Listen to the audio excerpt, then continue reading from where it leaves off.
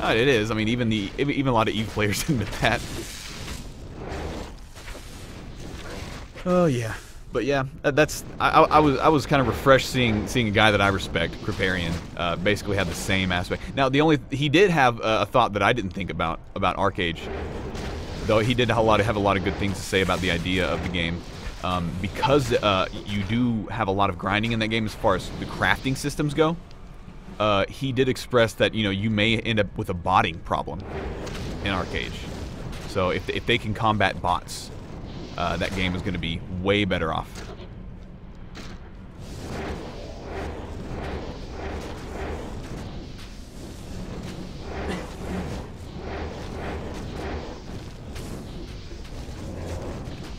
Do you think it's going to go mainstream? Arcage? Yeah. I'm not sure, honestly. I don't know.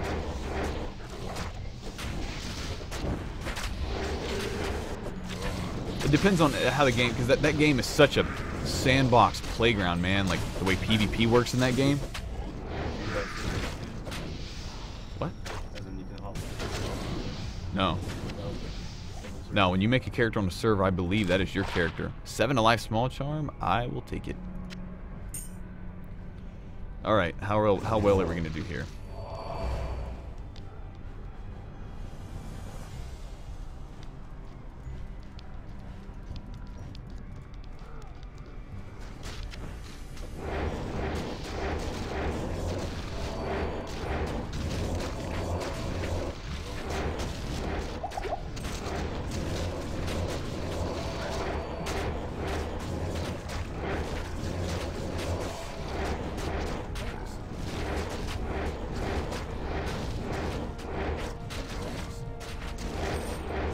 Wow, this is intense. Keep all my summons alive.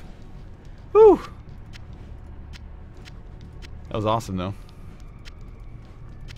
One more level. One more level. Don't need bolts. Is that everything? Did I do all of it? Nope, didn't open that one. Not even death can save you from me. Greetings. Was I able to take Diablo down from my first... No, I haven't killed Diablo yet. 33 to life. Oh, 20k. 13 to energy? No, that's better.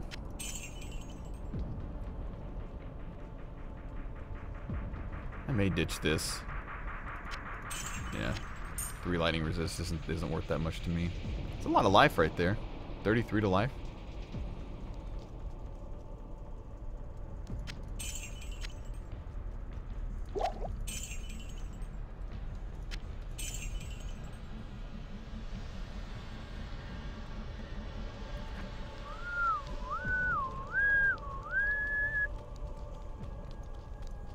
I do agree. MMO should be a social experience, and with the current state of WoW, it's not. I had no incentive to join a guild. I had no incentive to talk to people, except for random dudes and looking for raid, looking for group. That was it.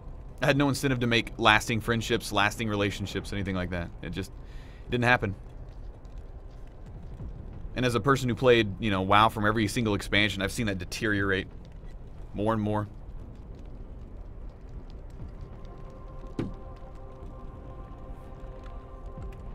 Okay. Well, I think this next run we could hit 30. Could hit 30? 39. Nope, not 39. Wish, though.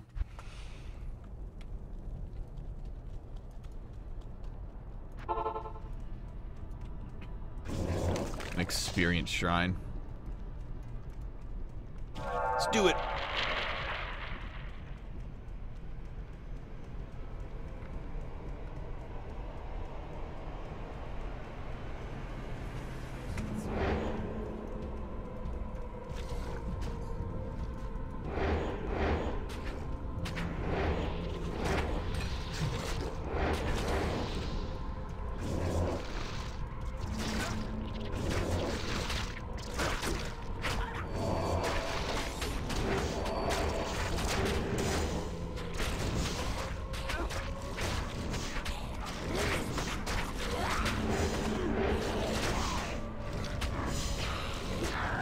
A necro druid?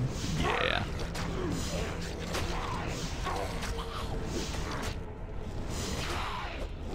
Die.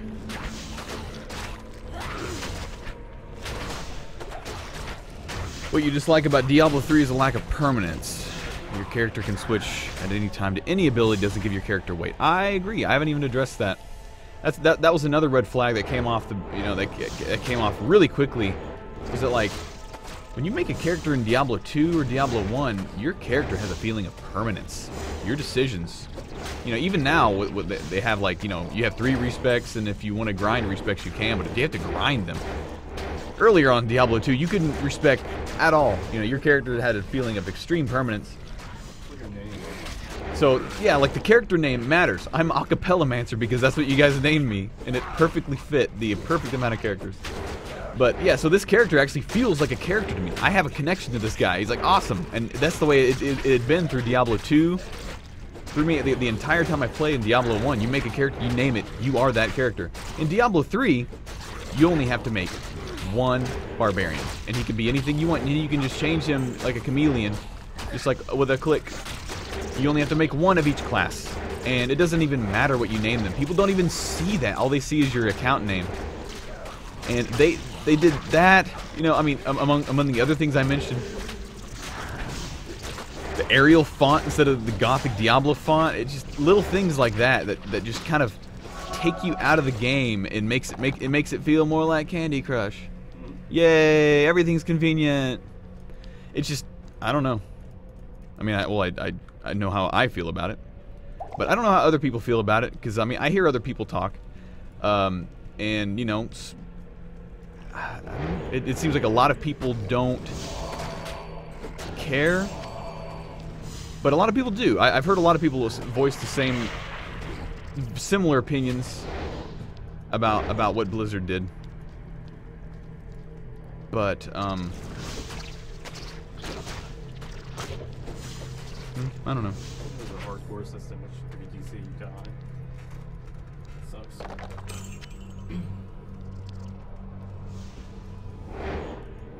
Yeah, I probably shouldn't compare it to Candy Crush. Candy Crush is like, you give them more money and it makes it convenient. Diablo 3, you don't really have that option. It just kind of is.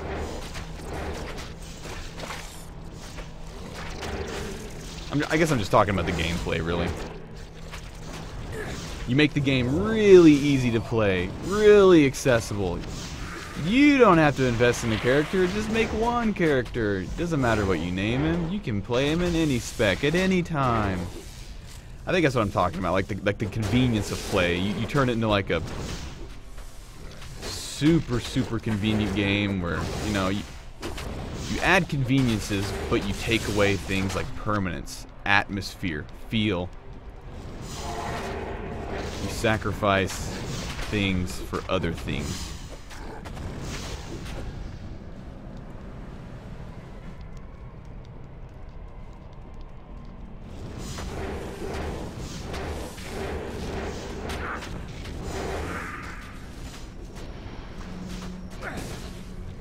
I think what I get at the Candy Crush reference is, you can sit down someone who's never played a video game, sit them down with Diablo 3 and explain to them the system, maybe even have them play it, and though it is an action RPG, they'll be really happy at the fact that they don't have to commit. Really happy. You make a mistake, oh, it doesn't matter, you can just change your skills around. You sit them down with Diablo 2, they make mistakes, and they're pissed. Because especially if they're used to having to being able to like switch your skills around easily, without any feeling of permanence. You see what I'm saying? It's like, oh man, I did bad at this game of Bejeweled, I'll just start over. It was really easy. I don't even know. That's what it seems like to me. When you don't have people invest in character. Oh crap! My freaking. Don't die. I know you need mana. Head's half in the game, half in what I'm talking about, half reading chat. Those are 3 halves, by the way. really happening here. 150%. I'm playing 150% right here.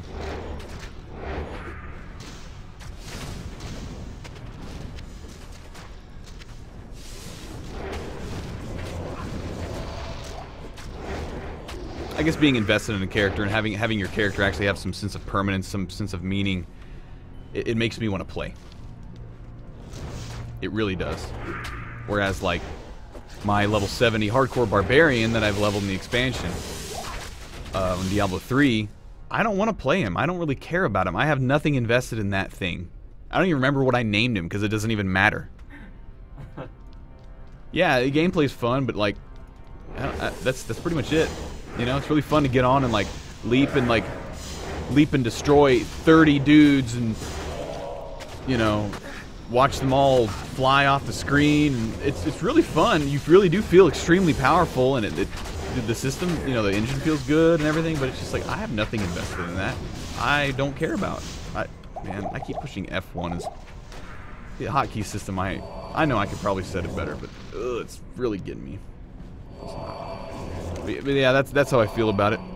It's like I don't feel invested in my Diablo 3 characters. I don't feel invested in Diablo 3 at all. I don't feel excited about it. There are a lot of good aspects, you know, like I was mentioning.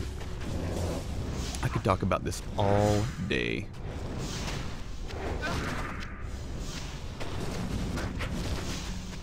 Permanence and sense of accomplishment. Yeah, I think that's what it is. It really is like sense of accomplishment. It's like, man, this freaking necromancer I made. He's a summon necromancer. I named him Acapella-mancer, and man, he's like stuck to a certain spec and it's working, you know, and I actually got through, you know, I killed Diablo on normal soon.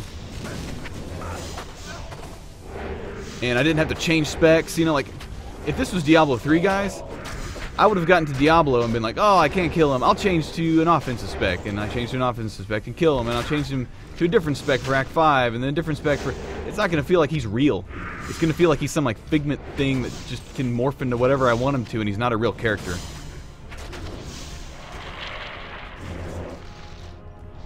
But it's those aspects of Diablo 3 that bother me.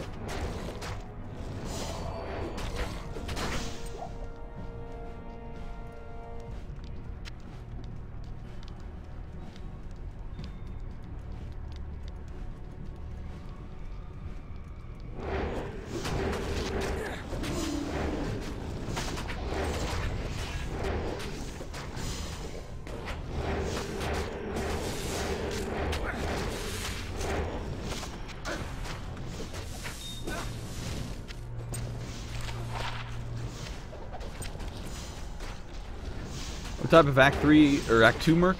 This is an offensive one. He's got his attack power, or yeah, attack power aura. Which attack power in this game is just like chance to hit, so everything hits all the time. When I hit Nightmare, I'll get a Might. Act 2 merc. Fill up the damage of all my revives, including my merc. Yeah, Sketh, whatever your name is. D2 characters feel personal. You name them, they're permanent. They have a sense of like, I am this character, I'm doing this on this character I have something invested in. D3 is just another clone of everyone else's character. That's a really simplified way to put that, and I like that. That's exactly what it feels like. My barbarian on Diablo 3 is just like your barbarian on Diablo 3. The only difference is the gear that I wear or the skills that I have picked at that moment. And yep. Very nice way to put that. And a rare composite bow. I'm so excited. Okay, we are going to take this plate mail. Good to see you. Hail to you, champion. Wow.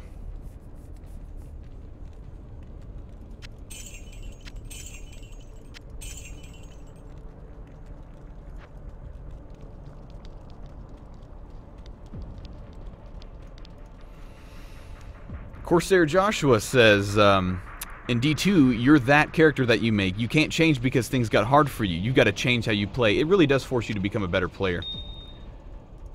Whereas in Diablo 3, you can change whatever you want at any point that you want. It really does. It really is. You know, whenever you give someone an out, that out becomes. You know, it really does change the way you play. You're not like, well, I am the spec. I've got to modify my playstyle. It's not like, well, I'm the spec, but I don't like it. I'm gonna be another spec. Yeah, this spec works better. Yeah, you don't have to change how you play. You don't have to get better. You just change your skills around. And again, you can have high level play like that, but in a lot of cases, I mean, you don't. It doesn't encourage that. It doesn't encourage the sense of that. Because I do have friends that play Diablo 3 on a high level, and they do well, and they have a lot of similar gripes, but they play it because, you know, all in all, it's Diablo 3. It's a game. You play it. You have fun.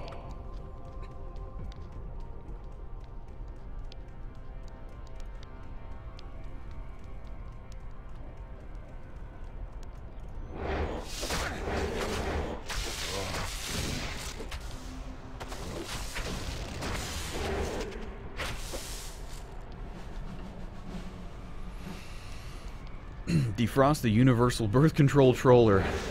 Someone has been around in my streams. That's Twilight King. Baseless claim that any build is viable in D2. Yeah, it's not. D2 is much more unforgiving, which I like.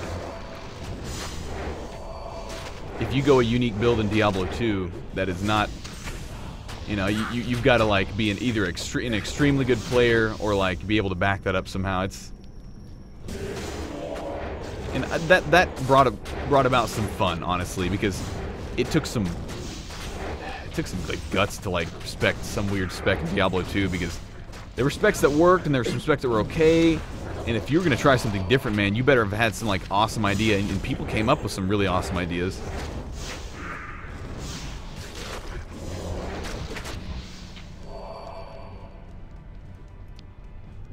Yay, no bug.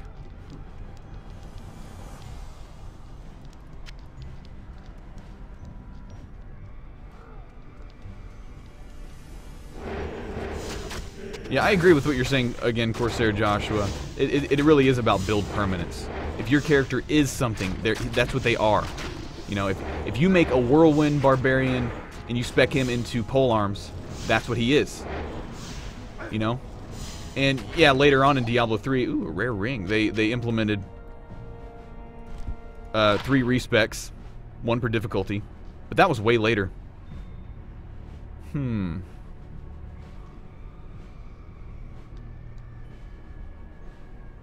This has a lot of really not very good things on it. Yeah. But yeah, feeling like you made you know, a shout barb, or you made a summon necro, or you made a poison necro. That's what your character was. And you know, if you wanted to make another one, well, you either had to like use one of your limited respecs, or craft another respec, which was again later in the game, or you just made a new character. And you named that other character something else, and that you became, your character was that, and you spec'd him that, and that's what he was.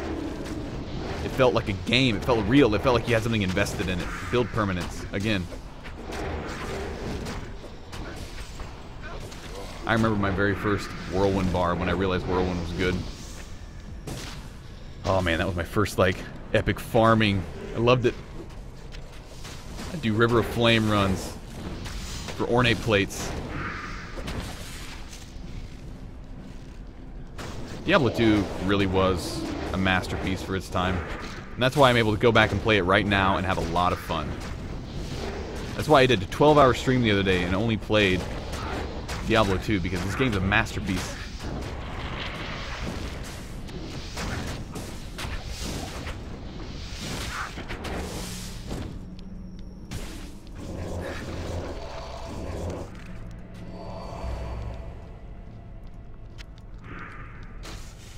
Wow, that's gonna sell for 20,000.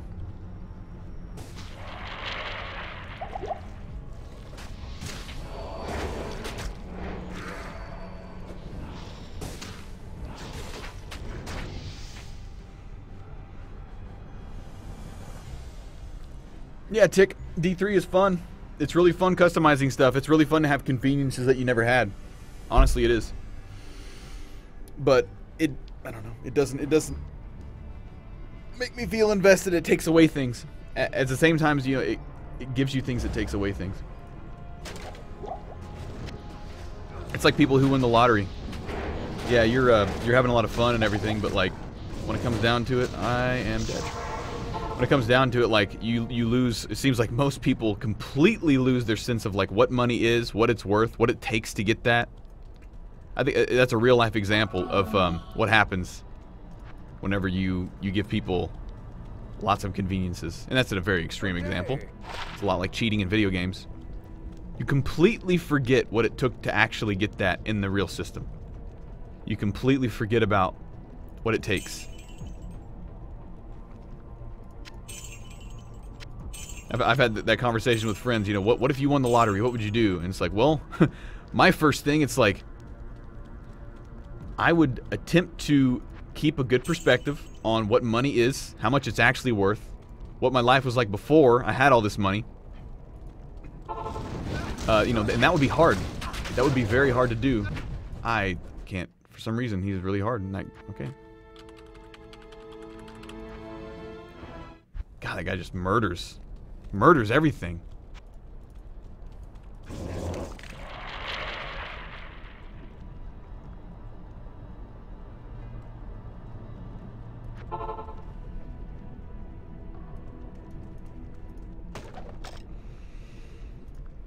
Maybe I should be using my clay golem, but it's not like he's gonna last any longer. That's my problem. Yeah, he does have the nice little debuff. Let's try it. Let's see what happens. He's just not as tanky.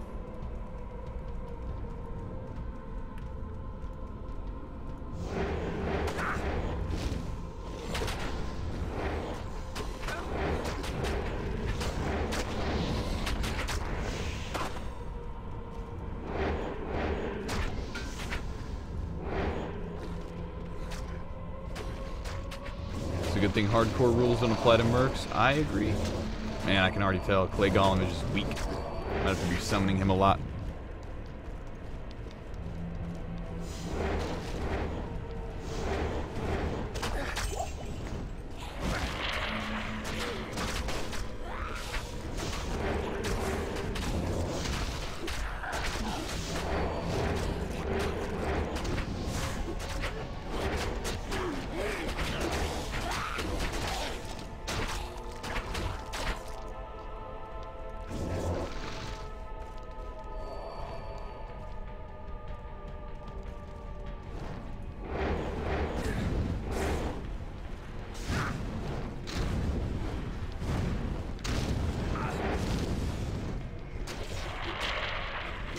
Get in there, guys. Kill him.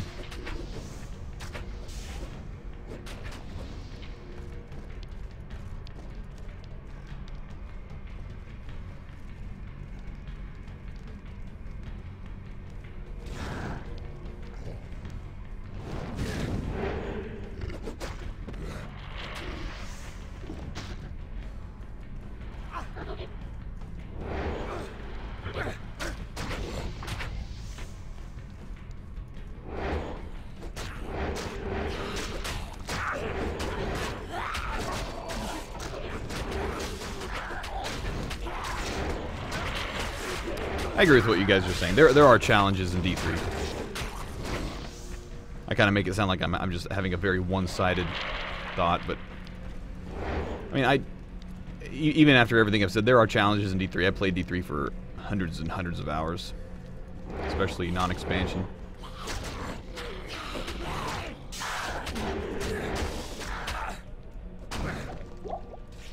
But you're right as far as saying that you have no emotional connection to your characters. It feels more like you just have a generic character, a generic barbarian, a generic witch doctor, and you can change it to whatever spec. Just find whatever gear you can for it. It's different than Diablo 2. And honestly, if you never played Diablo 2 or 1, you probably have no idea what you missed. But having played it and having a little bit of perspective, I guess it's a lot like, say for instance, my dad, you know, growing up, whenever rock and roll was young, music was changing, you know, like, you know, Led Zeppelin, the Beatles, Pink Floyd were out. You know, that was music to him. And like, you know, as the 70s go on, the 80s go on, the 90s go on, he experiences a lot of like really crappy trends that were backlashes toward, you know, the indulgences that happened to rock and roll in the 70s. You know, he didn't like any of that, and he had reason to not like it. But for me, I didn't know any better. Because I had no perspective. I was a young kid. I was just like, yay, it sounds good. I will buy that CD. Dad, buy that CD for me. He didn't want that CD because, you know, he had his own perspective. And, you know, he still appreciated what he appreciated. And I'm relating music to video games, by the way, if you didn't understand.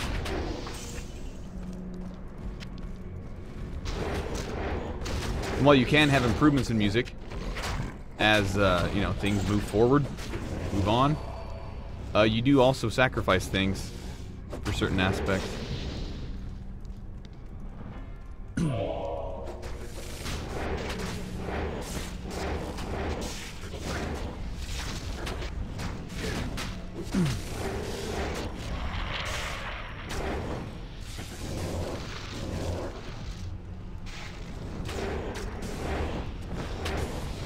Crown.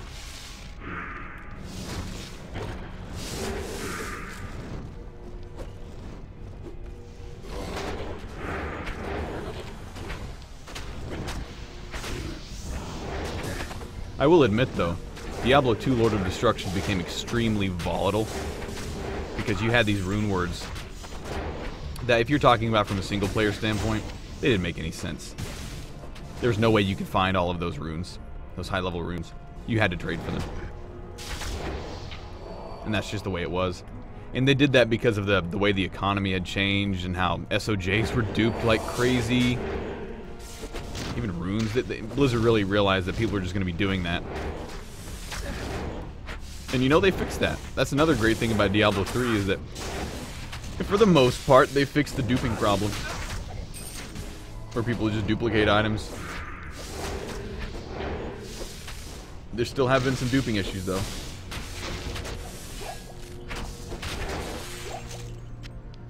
So a lot of the ridiculous rune words that you had, you know, you basically had to trade for. You had to, like, acquire duped items to trade, or acquire duped runes. Diablo 2 had its share of problems. A lot of them technology-based problems.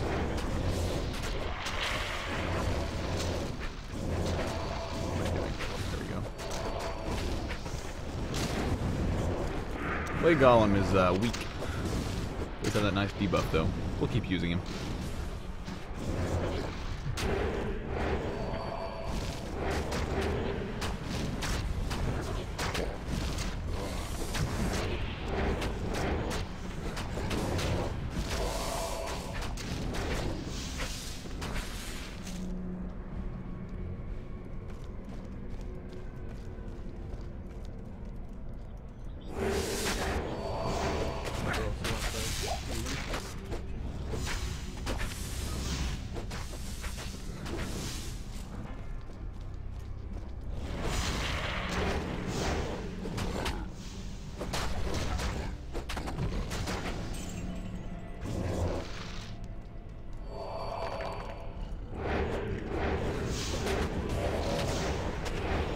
One thing I haven't even really addressed is the fact that, like, one of the reasons why I got so into Diablo 2, well, the main reason, was the fact that they had a secure online gameplay system. Where outside of, you know, people that found out how, you couldn't modify the script at all. Like, your character had that gear and that was that. You know, if you played single player, you could download all sorts of hacks or open Battle.net, use your single player hacks, all your scripts and your mods and all that kind of stuff. But it just had that feel.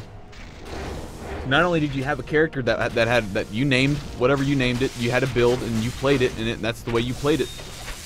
You logged on and played with other people like that, and it felt like a real kind of community. Whereas, like, Torchlight 1, when that came out, I was kind of excited. But it did not have a secure online gameplay system. It kind of, what did it have, like an open Battle.net style where you use your single player guy, and You know, again, if you ever played Open BattleNet in Diablo 2, or even multiplayer in Diablo 1, like you had those issues. So that was a big draw for me, was the fact that I could take my investment, my character that I felt invested in, put all my time and effort into, bring him online, and trade items that I found with other people, and it actually mattered because they were scarce, because not everyone had them. And again, you had the duping problems later on. But, you know, most people didn't encounter that kind of stuff. Those were very, I don't know, high-level programming dudes who got into that and found out how to do it, and because of that, they became extremely rich. Probably very similar to, like, the central banking figures in the real world. But, you know, it was, for a 15-year-old kid who's playing a game, you know, it seemed pretty legit, or at least as legit. Ooh, a Thule. I haven't found a Thule yet. It's a 23 rune. I think it's the highest rune I found.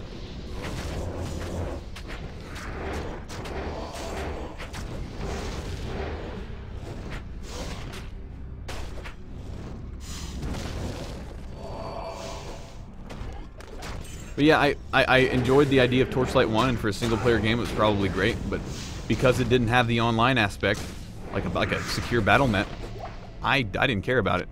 Because it was like, yeah, okay, I can invest all this time in this character and have fun and experience the story and everything, but oh, I can't log on, like, and actually make an online character and, like, be in an online, almost pretty much persistent world. Not MMO persistent, but persistent nonetheless. That's why I didn't even finish the Torchlight 1 story, because it didn't have that for me. I didn't feel like that the time that I put into a character could be traded with another character. 3 to Holy Freeze, wow. Those are attack speed gauntlets.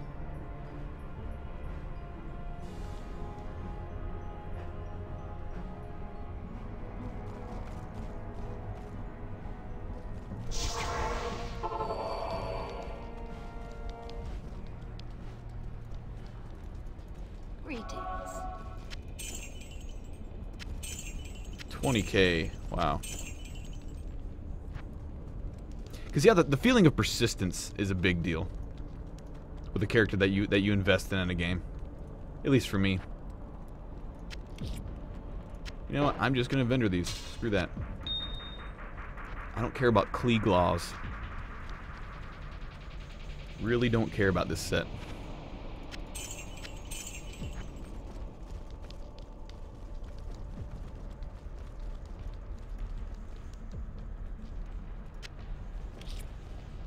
We have 3 orts now. 4 orts. Alright.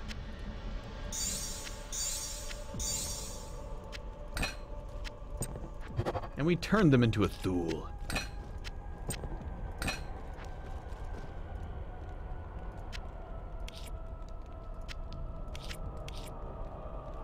Look at all that space. May need to make a mule character soon. We're almost to 500,000 gold. But yeah, I think that pretty much sums it up. And what I enjoy in these type of RPGs is a persistent, secure online world where I can, like, at the same time show off and show off an experience, you know, your experience with other people. That's why the concept of an MMO really drew me in. Or even, you know, even in this game, it's like if you joined a game, a BattleNet game, and they saw you're level 82 barbarian and he's wearing all this gear, it's like, whoa, that dude actually did that, you know? Outside of the duping scene. And there was even that the people that hacked gear, but that was rare, you know? And if you did that, it was almost like you earned it because that was so insanely, I don't know, not really earned it. You stole. But just like in real life, there were outs. Oh man, I was not prepared for that. Was not prepared for that. Thanks.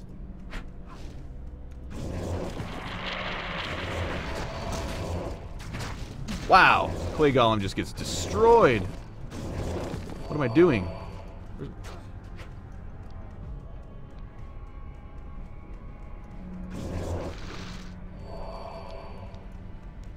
Inventory Tetris? You don't like that?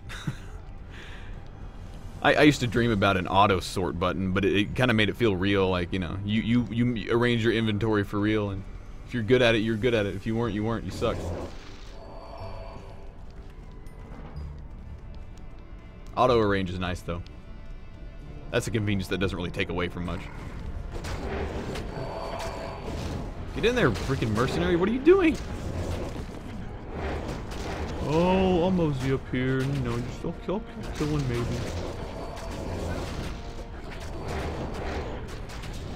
Double rare. It's a small charm. It's pretty crappy. A blade and a long sword. I never a rejuve potion. I had so many rejuve potions earlier, and I've just like burned through them.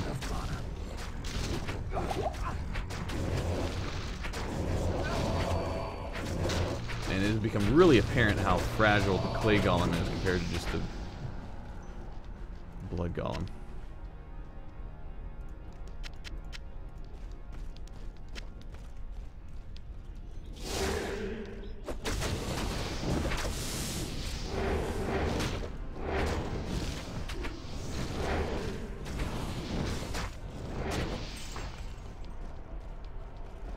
Actually, do you have a knowledge of like the exact debuffs that Decrepify puts on a mob versus just a straight amplified damage?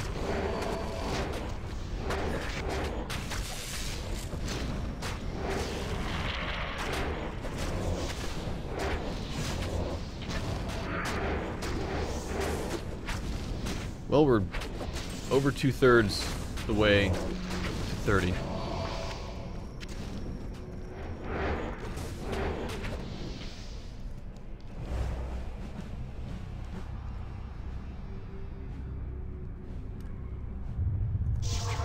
And Big D comes out. We can't kill him. Stay a while and listen. I know it does slow, but does it do a full amplified damage?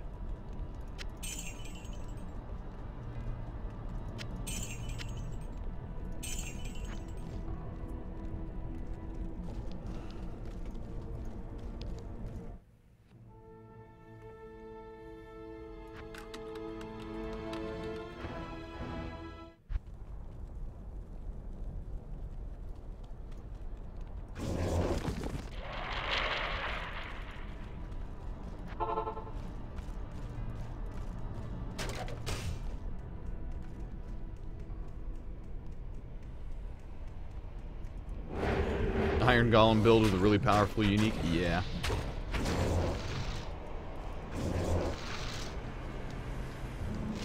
Oh, Bananacism. Hello.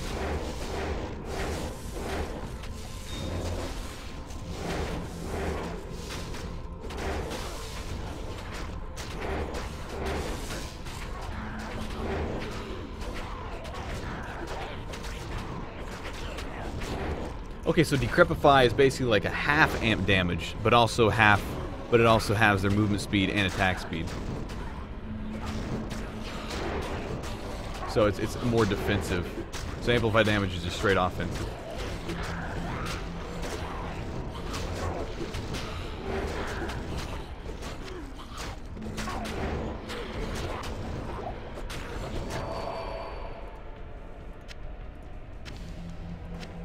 It's good to know.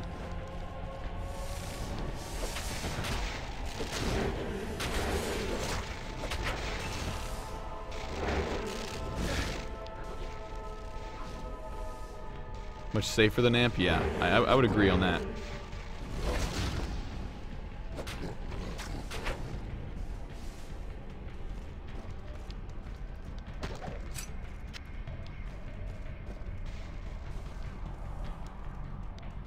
Iron Golem was a great way to use up ethereal uniques. I completely forgot about that.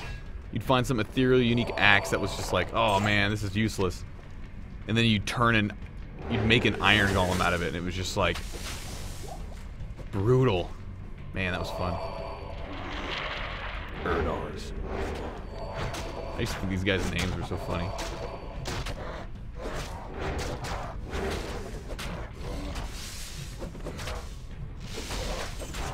Where is my mercenary? What an idiot.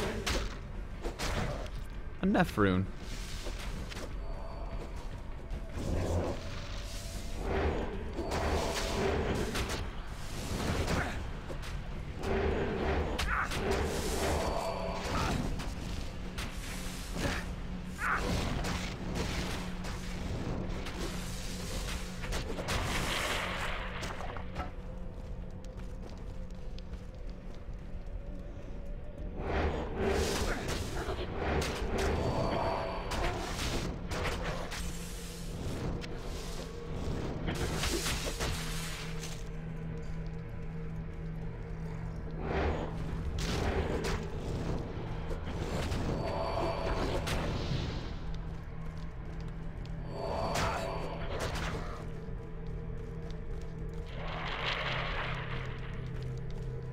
Curses are amazing, yeah. I'll eventually pick up Decrepify. Decrepify just makes sense. If I had Decrepify, I'd possibly... Well... It would make boss a little easier. Just spinning those, what, 3 points to get there? It's a bit painful as I'm trying to buff up my offensive capabilities with my summons. Skill points feel so valuable in this game.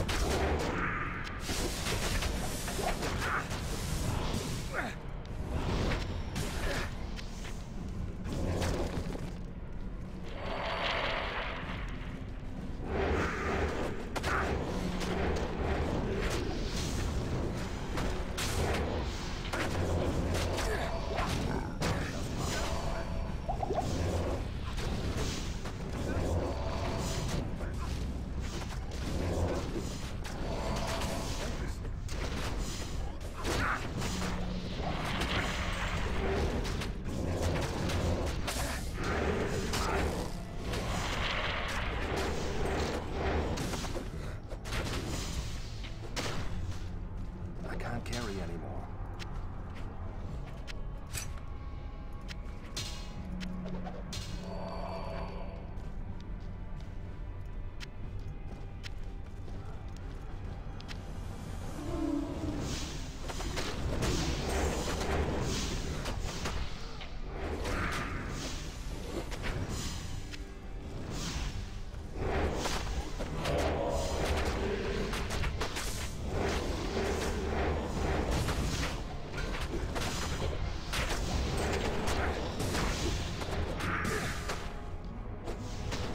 Yeah, I know the password my game is showing.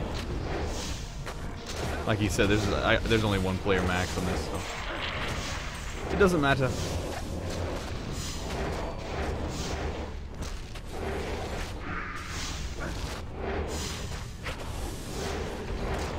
Yeah, planning out a character, that's like planning out the skill usage on Diablo. That's another extremely unique feel of D2, just like the feel of that skill tree, and like, you know how you're gonna spend your points, especially if you had like special gear for that character queued up. You could like, you knew how much strength you didn't need because of what you get from your gear or dexterity or whatever, how much vitality you would want, how much you didn't need because you had some type of piece of gear that gave you more health. Things like that made this game feel, and still make this game really, really fun.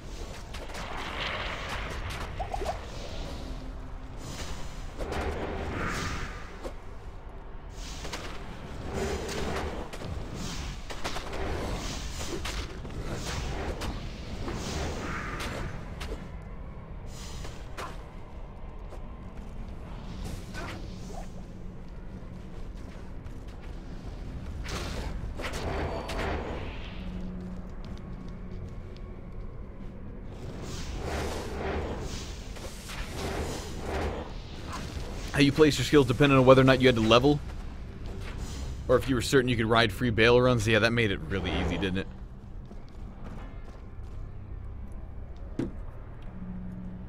That was another cool aspect. Getting into bail runs, no gear and just like leeching. Who didn't do that? Or Bloody Foothills runs early on. Or what was it, Uber Tristram? Those skeletons, how much experience they gave, that was insane. They eventually took that out of the game. I remember when they did that, because that was not intended. But that was a way you could take a character from like level 2 to level 90 in a day easily, and then you could take that fresh level 90 with no skill points, no stat points used, and plan it however you wanted with whatever gear you had or didn't have at the time.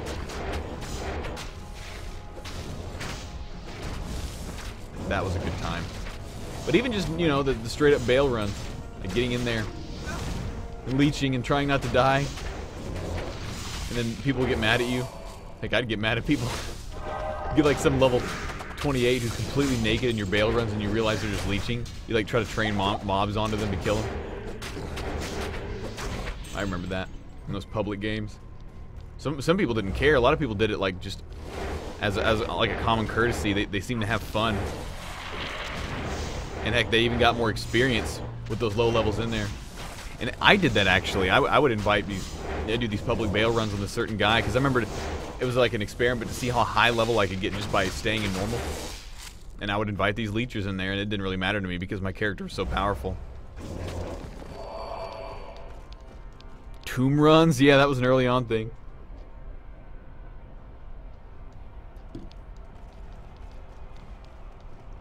Joining games with like level 20 characters, 18 characters, and doing tomb runs, doing Tristram runs, early Tristram runs. Things like that were a little bit more legit than the uber Tristram runs or the Bloody Foothills stuff. Guys, we're about to hit level 30. It's about to happen.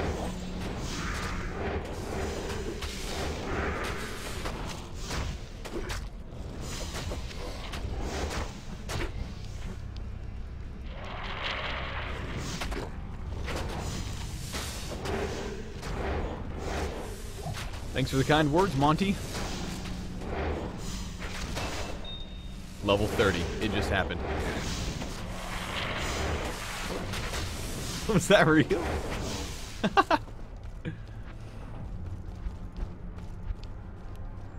Oh, wait. Oh, no. We forgot to put a point in Iron Golem. No one ever mentioned that. Or if they did, I didn't see it. Oh, well. That sucks. Next level. Should we make an Iron Golem? Let's make an Iron Golem out of something. Do we even have a weapon? Can't believe it. Can't believe I didn't even think about that. Oh well. First time playing Diablo 2 in years. Not epic planning.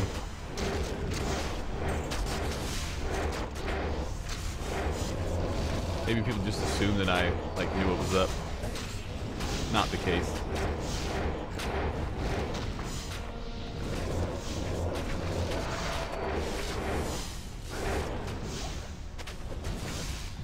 I almost have enough strength to put on the Saigon stuff. Not quite.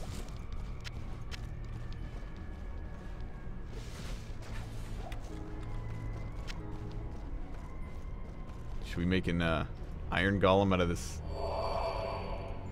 Gotta put it on the ground, right? Iron Golem. Does it have thorns? Do they just... They normally have thorns, that's right. Wow.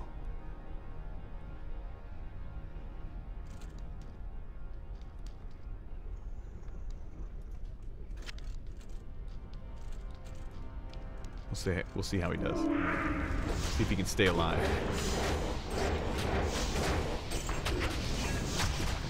Cannot believe I forgot that you had to have Iron Golem before revives. Man, Iron Golem's getting destroyed.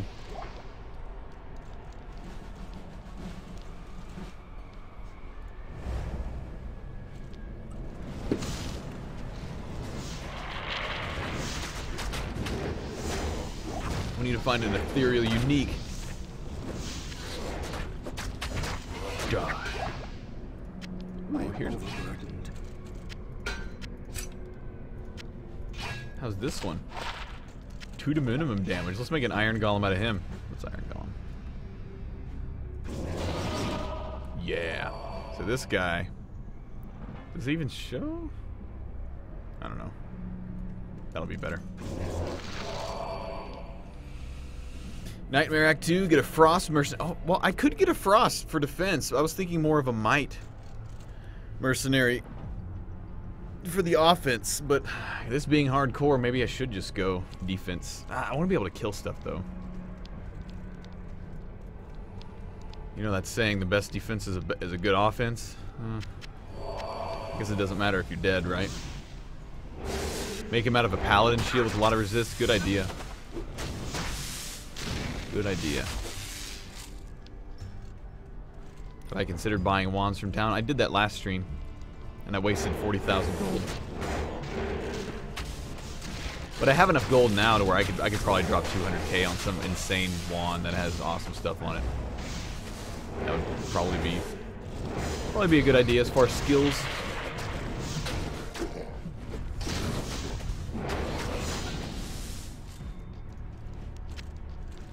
The best offense is a ham, egg, and cheese sandwich from your... You're making me really hungry. Wow. You just instantly made me... And my iron golem's dead.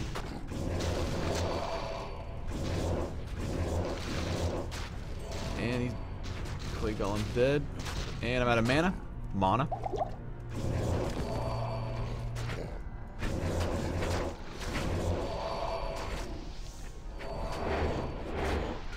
Circlet. Does anyone know exactly what bonuses iron golems get from things? Is it defense? So armor. Resists. Damage from weapons.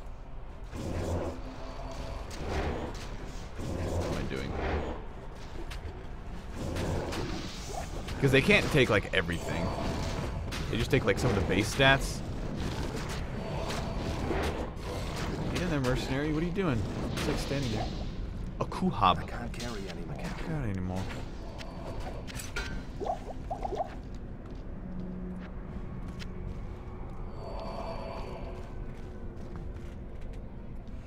Yeah, if you make an iron golem out of weapon, it'll take the damage from the weapon. Stat bases. Get auras from items. Oh, that's right. You can. Oh, you can make like an insight polearm or something and make. Oh, that's right, dude. That would be like a rich man thing to do, playing by yourself. Crushing blow, deadly strike. Golems out of hacked items. That's genius. I remember that. Like if bows, if yeah.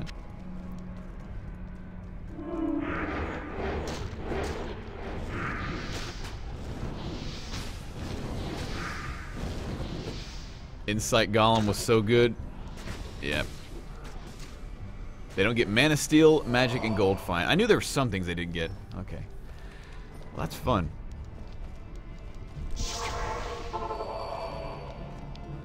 Good day. Well, let's find an Ethereal Paladin Epic Shield. Some rare with some crazy stuff on it.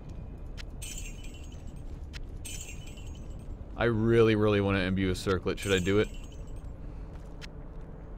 I think I'm going to do it. I think I'm going to imbue the circlet, guys. What do you guys think? I think I'm going to go do it. Got a Nephrune. It's pretty much crap.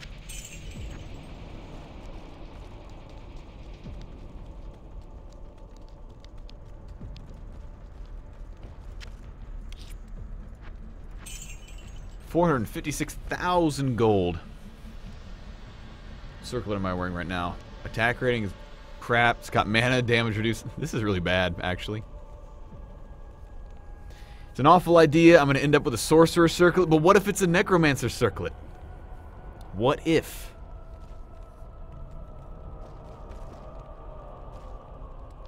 What if? Craft one? I don't remember any of the crafting recipes. Ethereal insights on your mercenary? Yeah. Alright, let's do it, guys. I'm level 30 now. I can actually... You know, I found a circlet in the... Oh, hi there. Imbue. Here we go. Circlet is the best thing to imbue. Bam. What do we get? What do we get? Paladin skill levels. That's a sick paladin melee circlet. Wow. Paladin skills, minimum damage, lots of fire damage, lots of defense, even some dex and 80% extra gold. Well, that's what we get. That's what we get. Man. Well, I'm going to put that on my mercenary because that's got minimum damage, fire damage, defense. It wasn't a sorceress circlet. See how much that ups his damage by. 74 to 138, 110 to 177. Wow.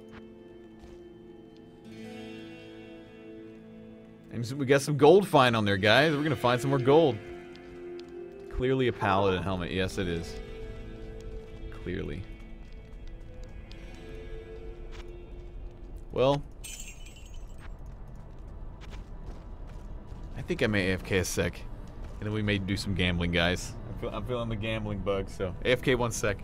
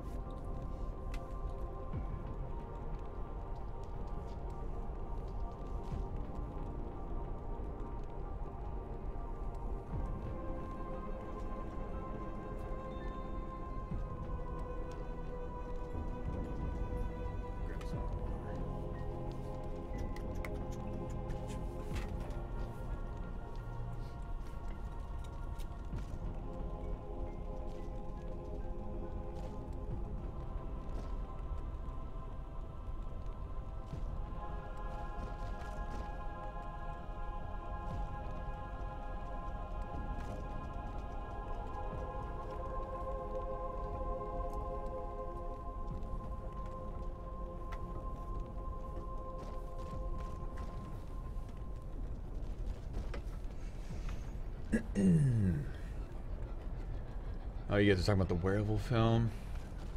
All these different specs. I've forgotten about most of these really specialized specs. Runeward bow. Oh, the bow that gave you that move attack aura. Yeah, fanaticism and something else.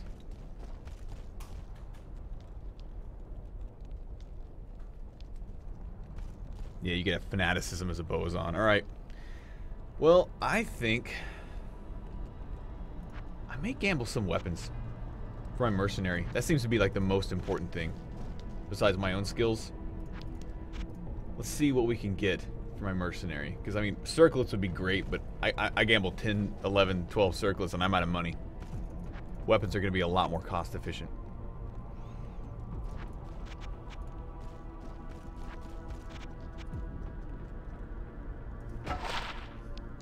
%, increased attack speed. He's using right now just a magic. 24. So. 1 minimum damage. Poleaxes and pikes. Repairs durability. Completely useless. Yeah, circlets are a blast to gamble for. Have I played Path of Exile? Yes, it's a great game.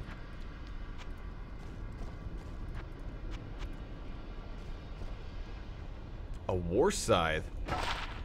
These are new to gamble for.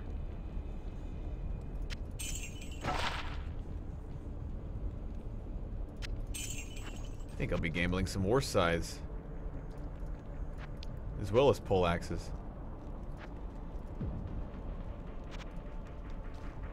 Because, yeah, my merc still does, like, the majority of my damage.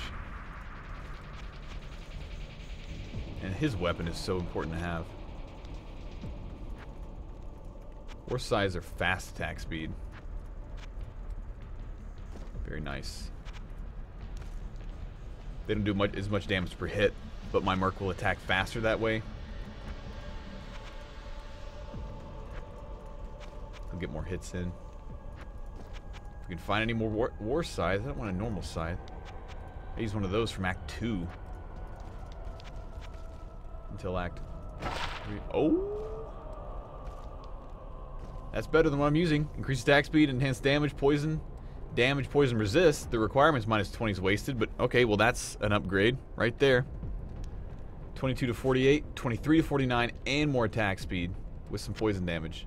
110 to 177, 119 to 186. Let's keep gambling. Let's see if we can get a better one even.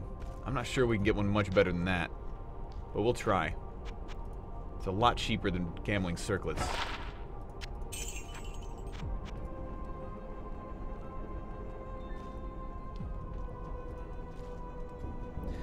Four-socket pole armor, go for Ral Tier Tal Soul. I don't have Soul.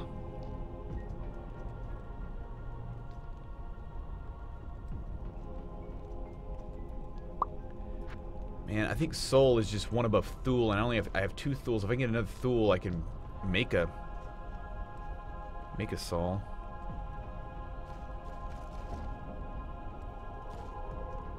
Man, Insight is really, really good.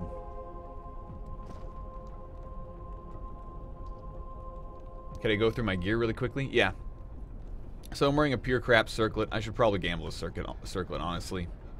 Because what I'm wearing is trash.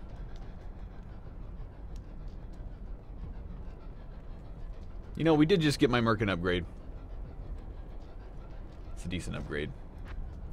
Let's gamble a few circlets. My circlet is crap. My shield is actually good stats for what it is. My armor's 20 to life, cold resist 30, not bad. Wand is just a wand, doesn't have anything special on it. I'm a summoner. My gloves are level 9, but it's got 2 resists on it and some magic fine. Saru's belt, 20 life, cold resist 20.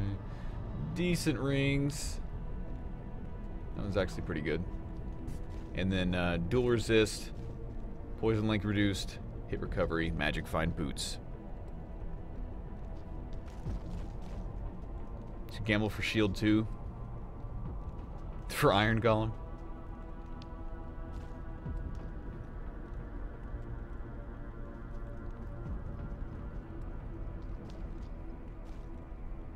I don't even have an Am rune.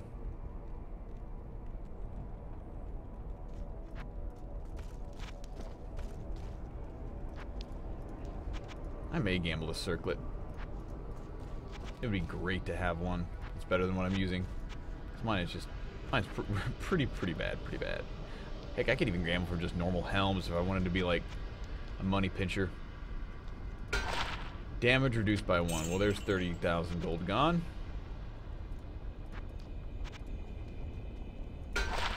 Poison link. Well, there's another 30,000 gold gone.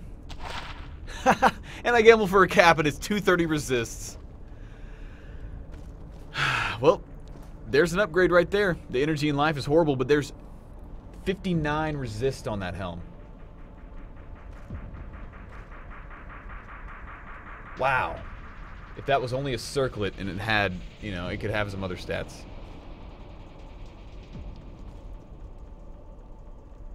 Again, I don't have soul.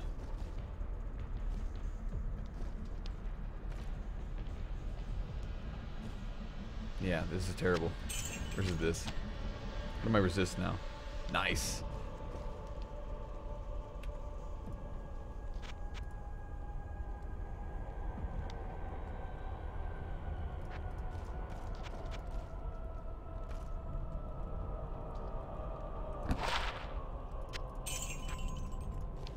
Still would love some run speed boots. I'm high enough level now, I may gamble some boots. See if we can get some stuff.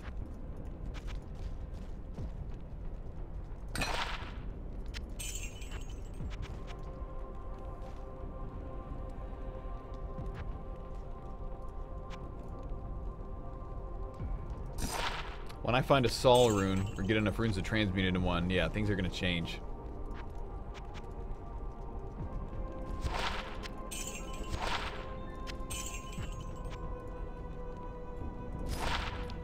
Level 1 weaken. Can't believe I gambled a 59 resist helm. Man, if that just had a lot of life on it, if that life roll was like 20, 30.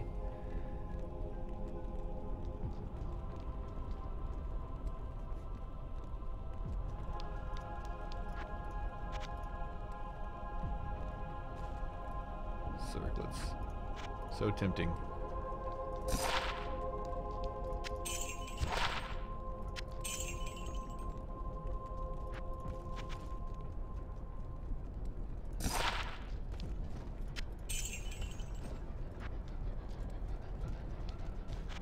Can't gamble wands. No, you can't.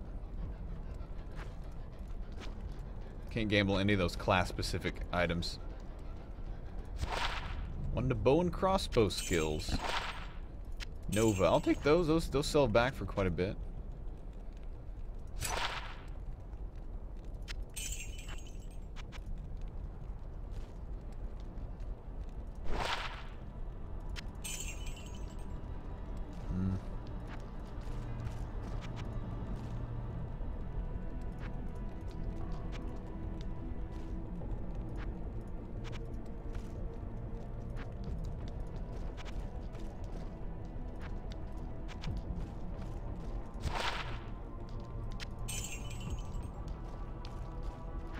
Yeah, you can gamble claws, can't you? Maybe that's because assassins kind of need them if they go that certain spec. Or if you're a necromancer. Maybe that was an expansion thing. Because that came in the expansion. Where they were like, well, let's throw the claws in the gamble pane.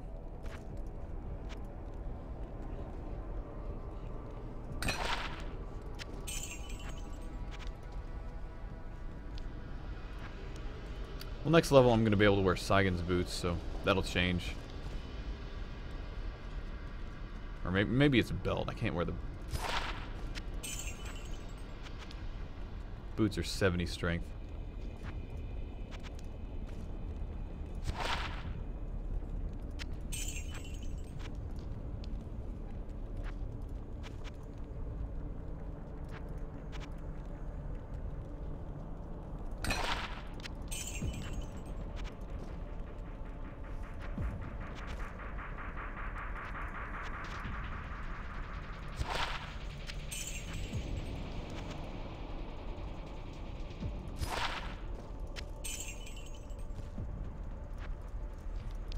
Like some high life gloves with resists.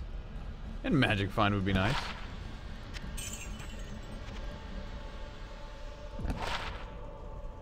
Magic find boots, but the other stats are terrible.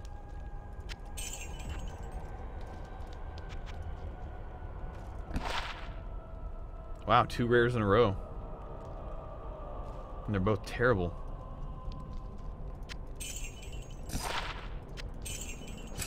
Gauntlets, can't even wear them yet. Well, I think this may end my gambling spree. Wow, 10,000 they sell for.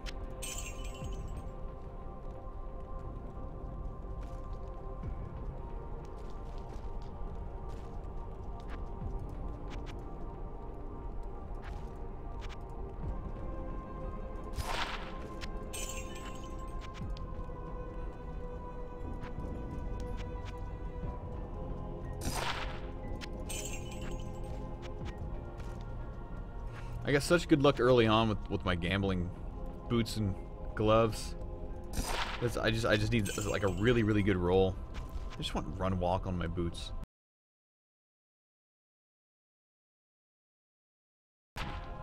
Awesome resist. I just need lots of resists so I can stand back and stay alive.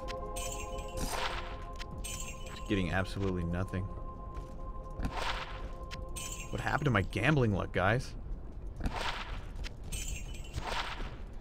I spent it all on my Merc's pole arms. 38 fire resist. I would almost wear those.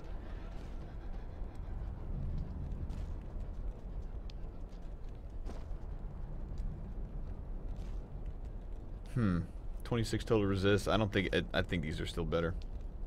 Man, those only had another mod, life or run walk. Look at that, run walk with lightning resist.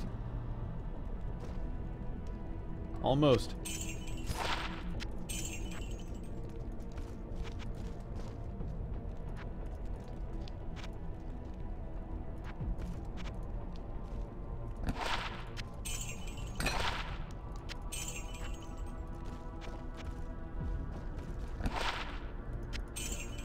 Alright, well let's go kill some stuff. Let's get another level.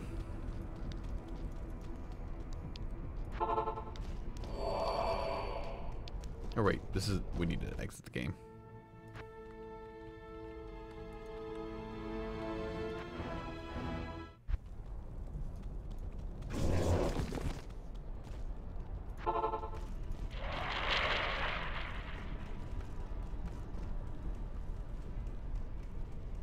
Oh, you guys are talking about like Skin of the Viper Magi.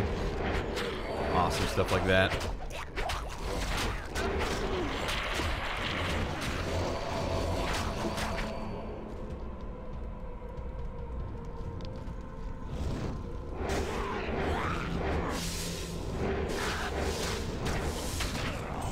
Skulder's armor. You guys are making me wish I had awesome gear. Man, if I just had a Tarn helm, Skin of the Viper Magi, some Mage Fists or Frostburns, Oom's Lament wand, or some other awesome unique wand.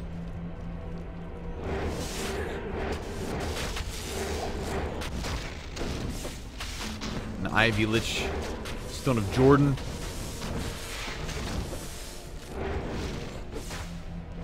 Be so powerful.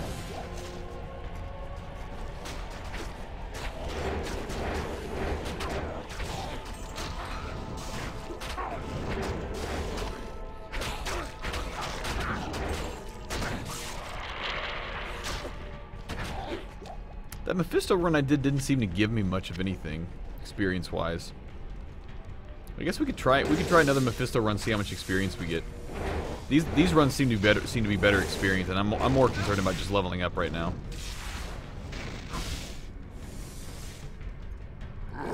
Wizard Spike. What a good weapon for cast speed.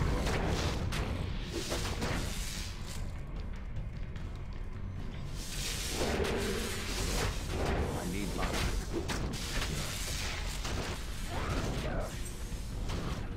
At least my Merc's doing more damage now. Got him that rare weapon.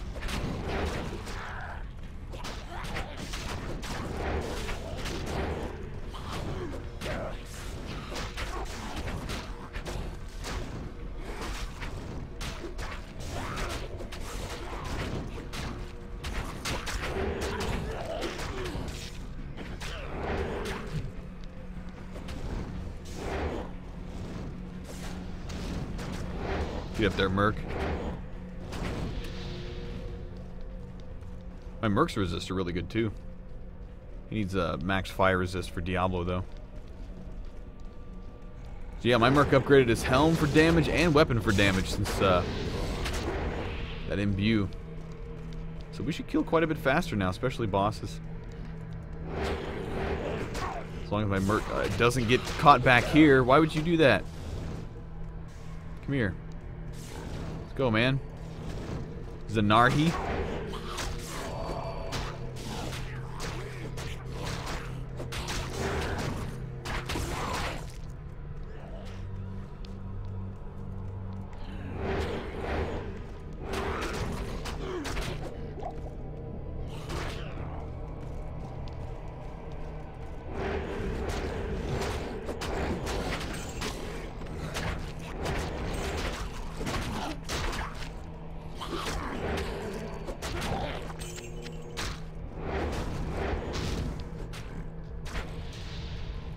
War Sword.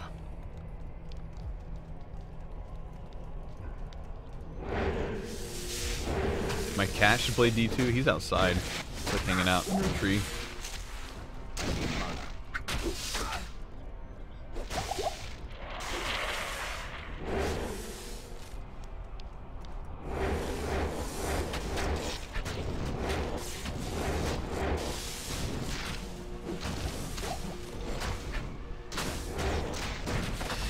Yeah, my Merc does quite a bit more damage now.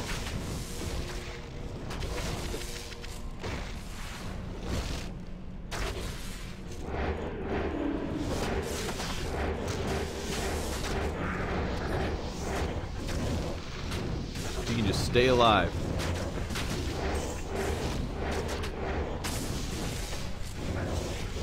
This also means I have a better shot at Diablo. The more damage he can do while he's alive means, well, more damage done to Diablo. I really can't wait to go to Act 5. It's gonna be fun.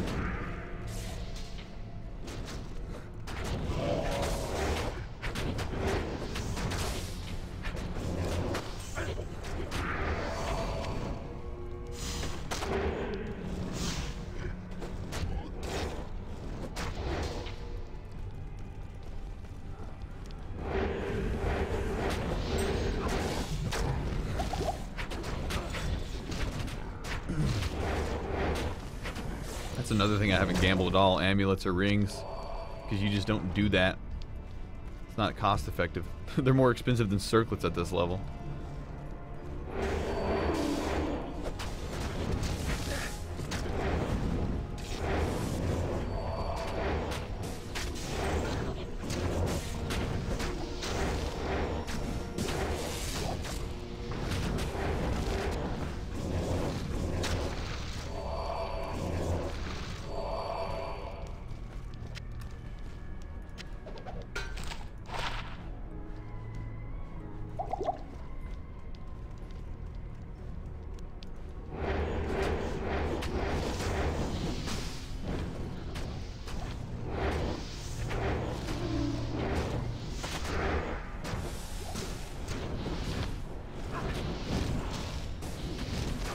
Both Faye and Alkaiser are really, really good at games. They would probably be watching me, telling me all the things I'm not optimizing.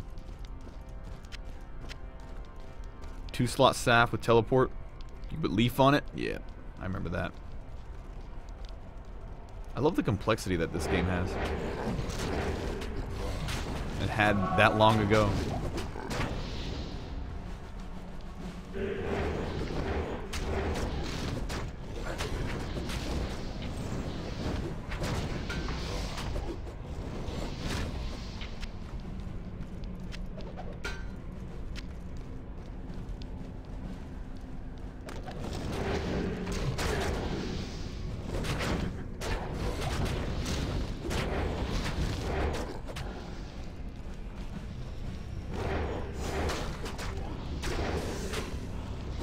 Will I be playing Nightmare in Hell difficulty as well? I plan on it.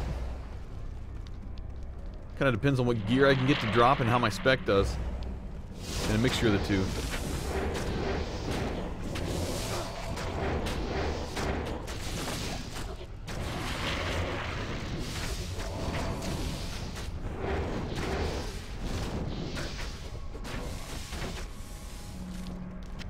I am overburdened. Go sell some stuff. Greetings. Rebuild our gold. What do you need? Enchant sorcerers as wow. Forgot about that and how that was a thing. People would make those sorceresses that just enchanted. Building up jewels, because we can use jewels for something later on, some type of crafting. I don't remember exactly what, but we can.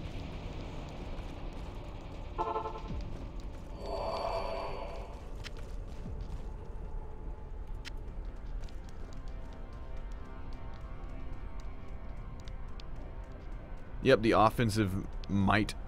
Act 2 Merc. He was what I was planning on. He's the man. Revives. Everything does so much more damage. So I'm kind of pumped to get into Act 5. Kill Bale. First we gotta kill Diablo.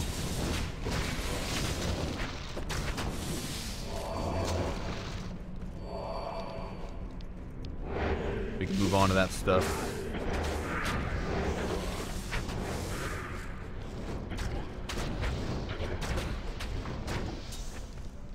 Hammerdens were extremely powerful at one point. think they still are. For like certain types of runs. Teleport hammered in with Enigma.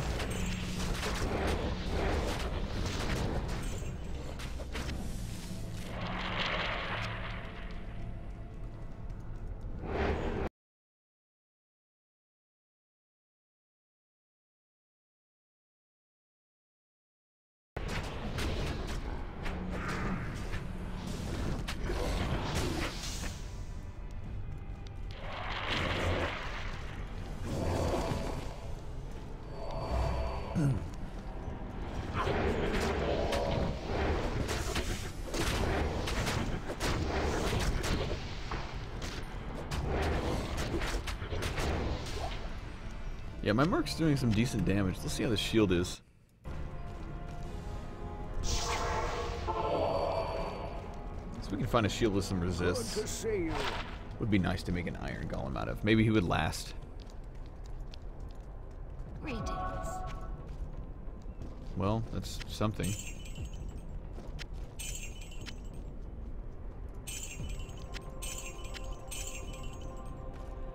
Actually, it's nothing. 13 defense.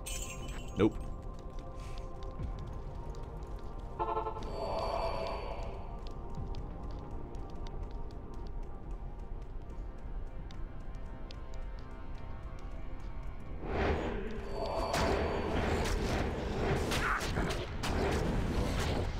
I have so few skeletons because I don't want to waste points in skeletons.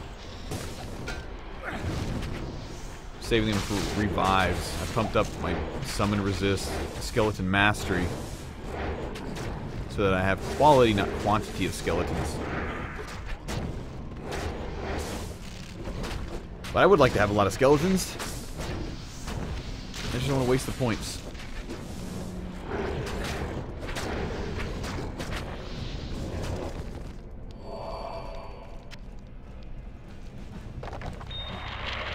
A sapphire.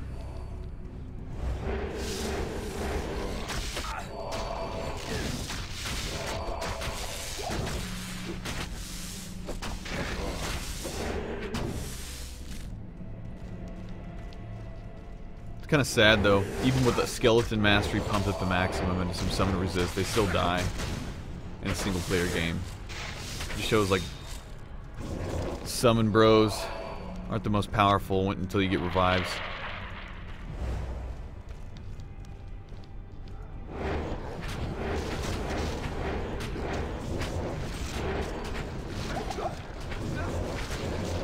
And there goes my dude. So that's that. Yeah, that was some good experience. I don't think meth runs would be near that good experience.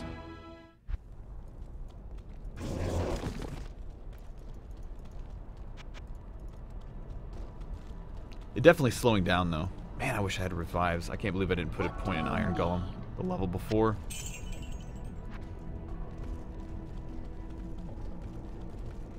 Revive is so nice.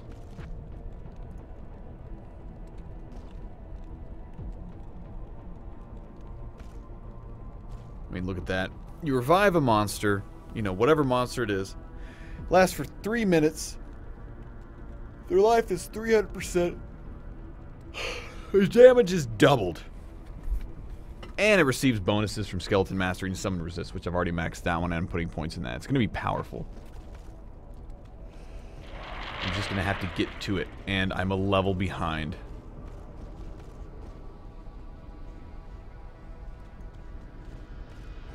Meth runs are about gear. Let's do one. Let's see how it is.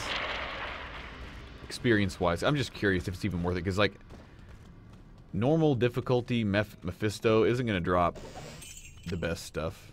Though he did drop a set item or two for me.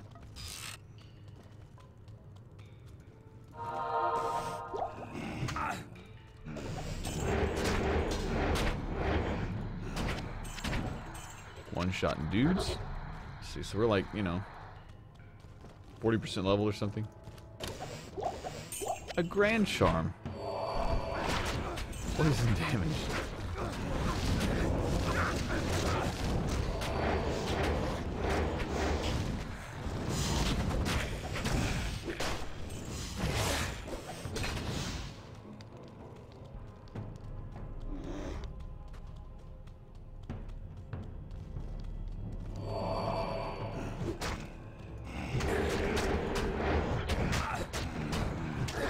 My merc is stuck, derping back behind a pillar somewhere.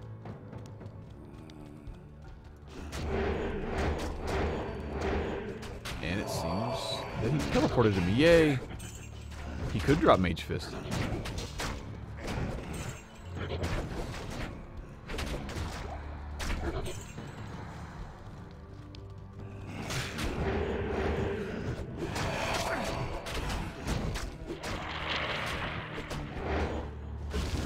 Clay Golem is so weak.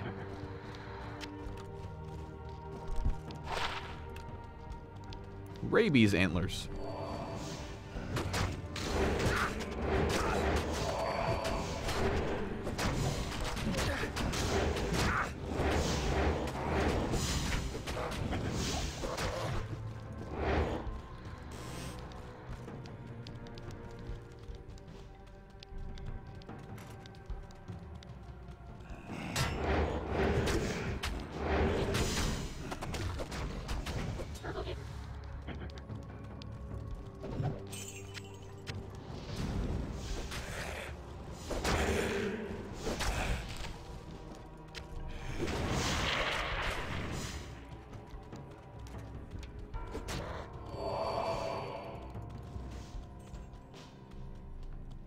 This is it.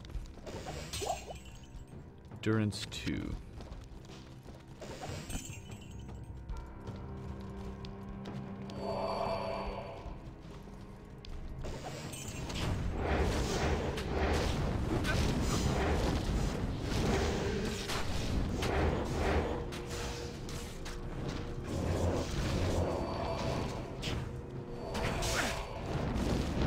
And my skeletons don't seem to have become much more powerful, even with all the buffs.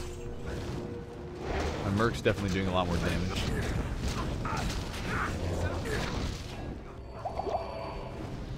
Golem's dead. Fire is just insane.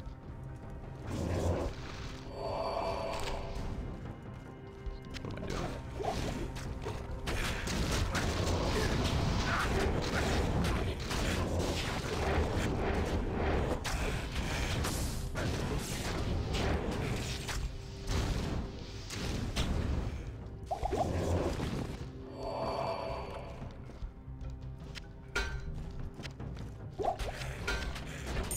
You guys want to play some inventory Tetris with me?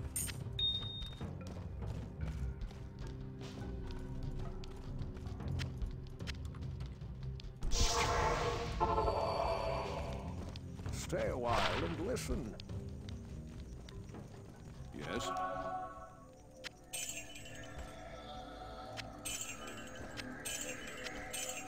Why do I have bolts in my inventory? I didn't even know that happened.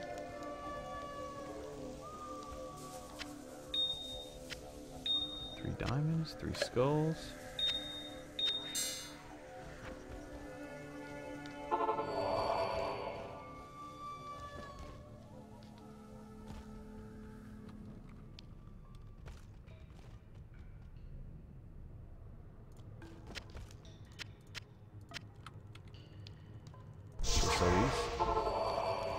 Good day. Hello. Wow.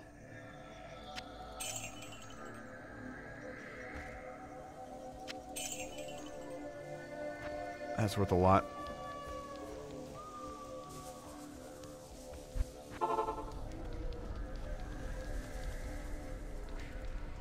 Greetings. 20k for a shield, a magic one.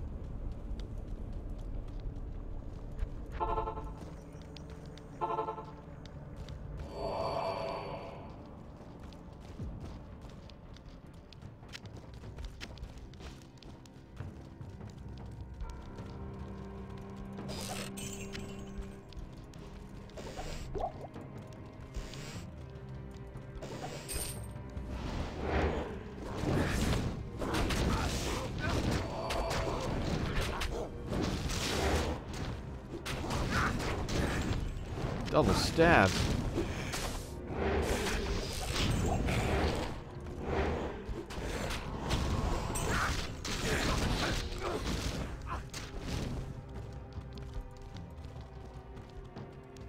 Yeah, I've only gotten a sliver of experience so far. This really isn't worth it for the experience. Let's hope we get a drop from him. Considering I just need one level.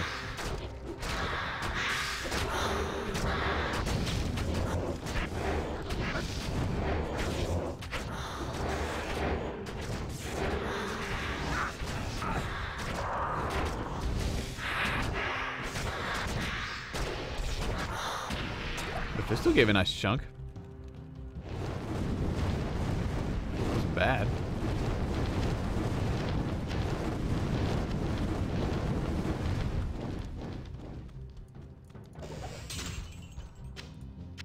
And the gold, all the gold.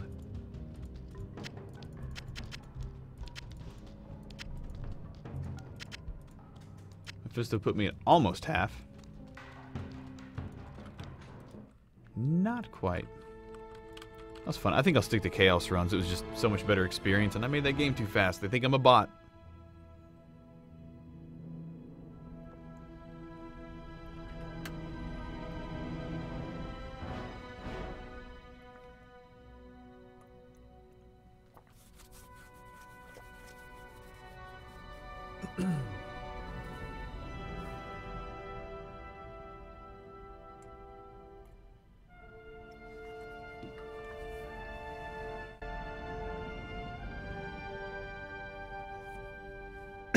Alright, let's do this. Let's wait a sec so that they don't think I'm a bot.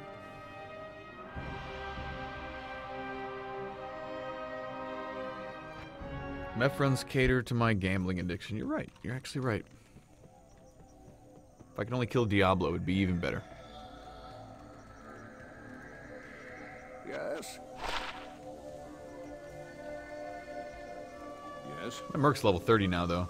He can take a lot more than he used to be able to. What was it? I was 25 when I tried. I'm like 5 levels higher. Greetings. Maybe 26? I don't remember. Who doesn't love to gamble on gear, man? What do you need? 3 to teleport. Wow. Look at all this money.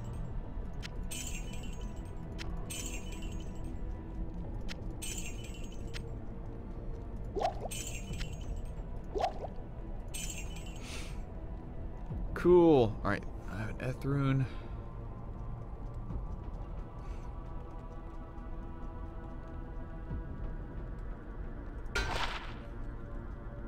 Nope.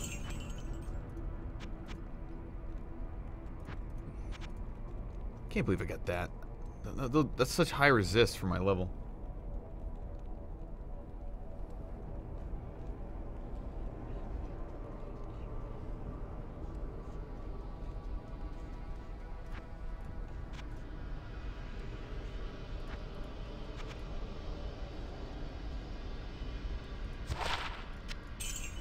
Really want to get some awesome gloves with resists. Bigger version of these. Or even the boots. See, how much strength do I have? 58. And I need 60 to wear that belt, which isn't going to be much of an upgrade, but I need 70 to wear those to get the 2-piece bonus. And that's 40 cold resist on the boots. 20% run walk. That would change my life. It would. I have 3 Eth runes.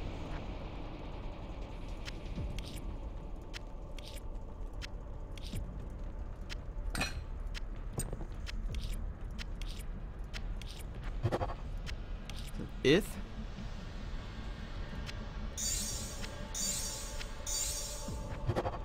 It's a Tau?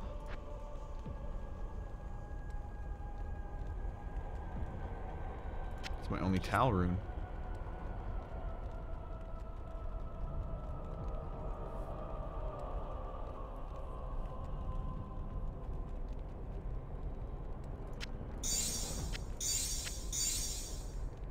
No, that's a flawless. That won't work.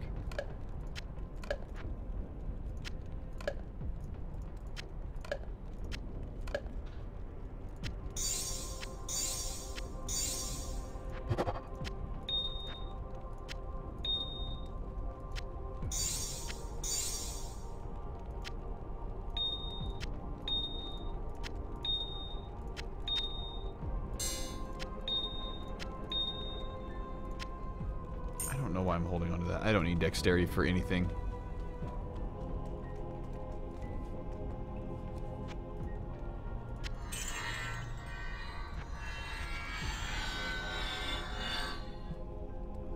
Mage fists. No.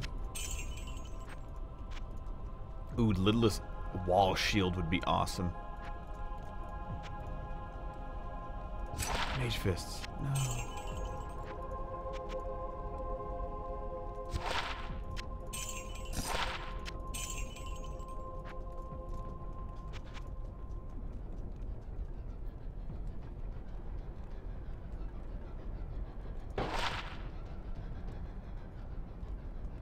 My shield has such good stats, I just wish I had a version that wasn't level 6. Be so nice. What? Well, there's run walk on a helm. 43 fire resist. 8 to 3 other resists.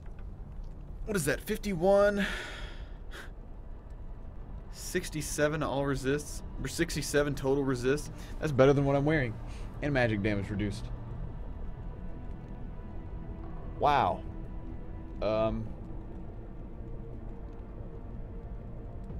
That's amazing. Well, there's my run walk I've been missing. So gambling's good, guys. If you're in a game, gambling's good. Now, that is still better. I don't need that anymore. I cannot believe I just gambled a circlet has run walk and really good resists. Even has magic damage. Yeah, that fire resist is going to be really helpful. Well, goodbye, old helm. You served me for a second or two. So now my fire resist maxed. Cold resist is good. Lightning is decent. Poison is the worst, but who cares? I'm not dealing with poison when I fight Diablo. Man, now I run faster. Yay! Cool. Well, we're getting bits and pieces of upgrades as we move on. Feels good. Feels like progress. Actually, 1 second. I'm gonna AFK 1 sec before we do this. What did I just do? Be right back.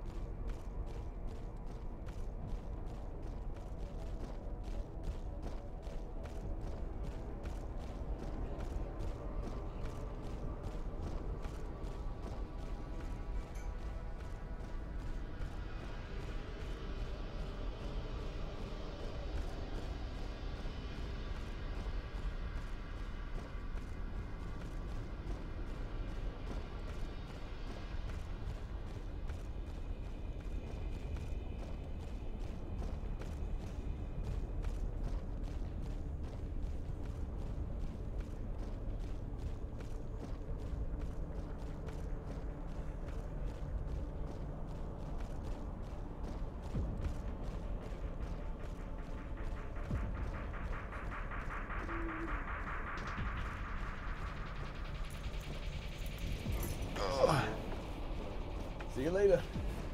Alright, let's do this. Let's put this new circlet to use.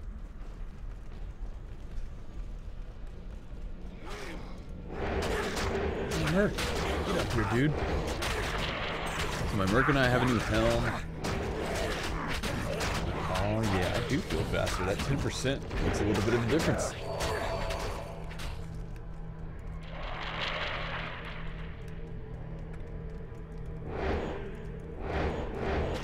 Yeah, as fun as that meth run was and how easy that was, I think I'm going to do these chaos runs until I hit 31.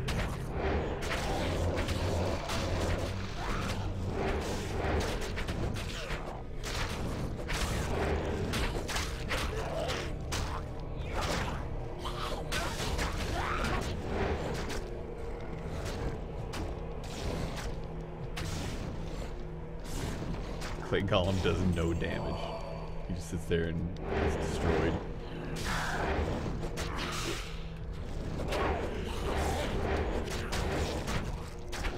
Can't wait for me to get all geared up. Me neither.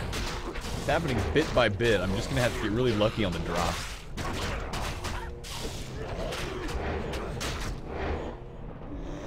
Lag. You know, that's another reason why I made a summon necromancer, because I didn't know what the lag was gonna be like. There have already been a few lag spikes that have been pretty terrifying.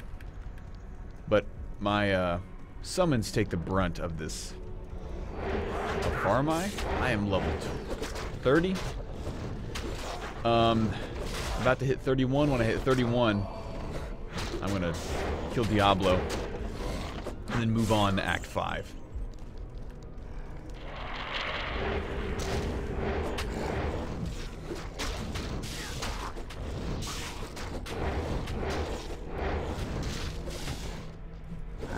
Mercenary is stuck.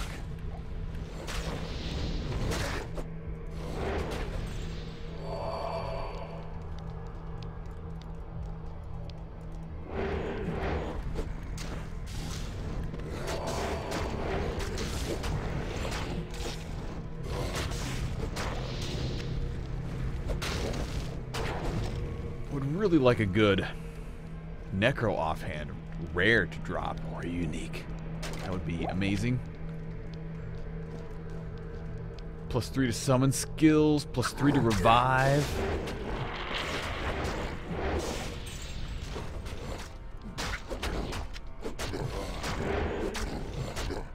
+3 to summon mastery, skeleton mastery, summon resist. Oh, that'd be good.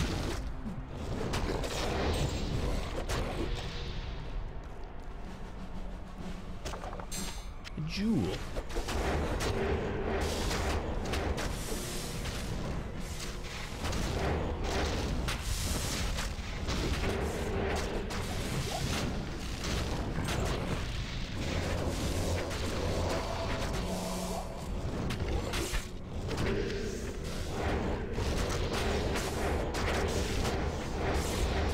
They amp damaged me.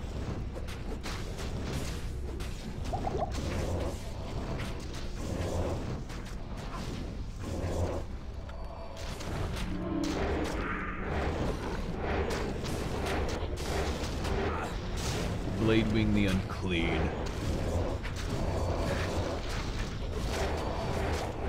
Go ahead, kill my skeleton if I will press them back here.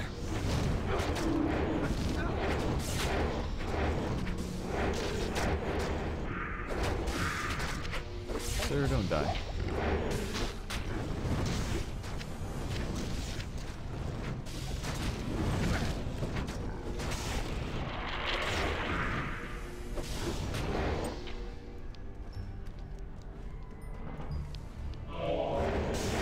Why am I not progressing into the 5th act? I'm working on it. I need to get my revives going.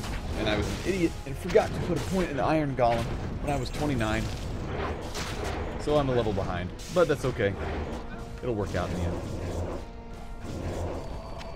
You die. Thanks.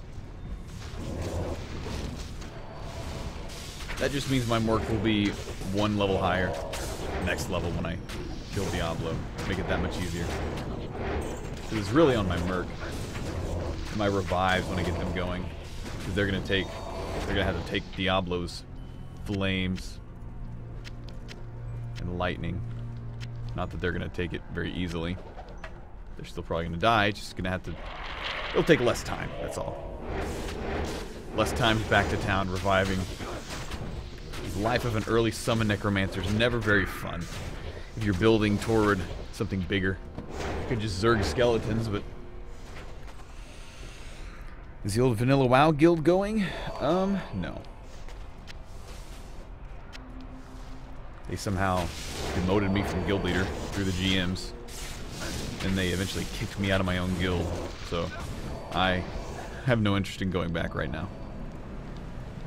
So yeah, Smooth McGild still exists, but I'm not even in my own guild, because whoever was GM kicked me, or officer.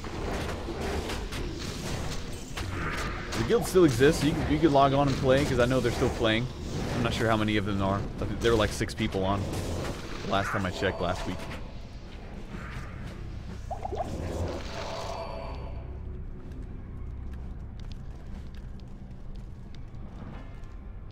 I can use that.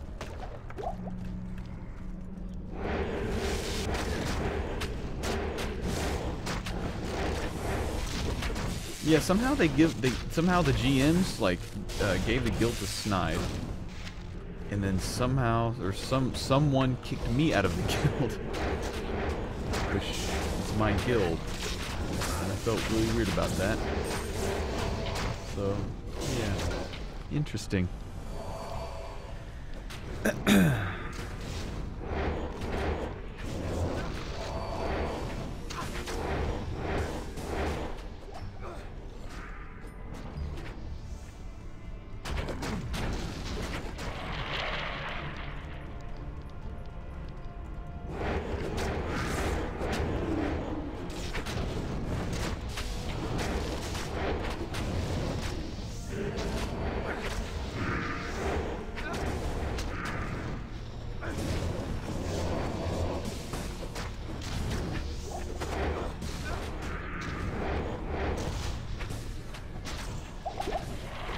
Are we going roses? Oh, it was Snide that kicked me? Well, that's wonderful. He was an interesting guy.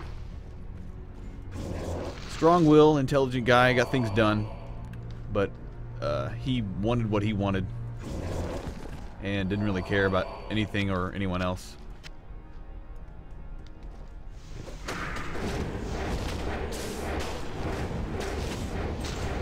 Which transferred him into a good raid leader. Because he was able to lead people to get things done.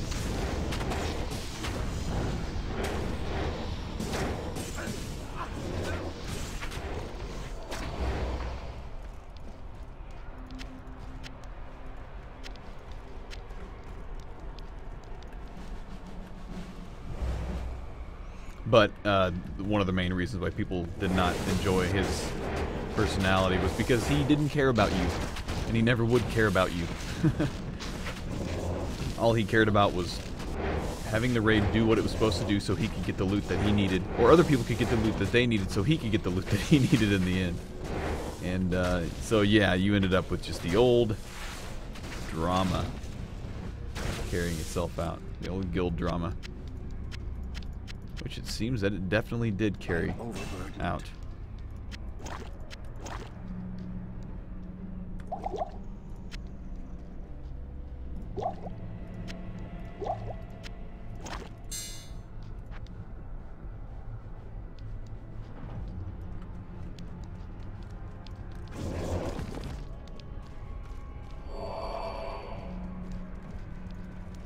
Watching this at work, huh?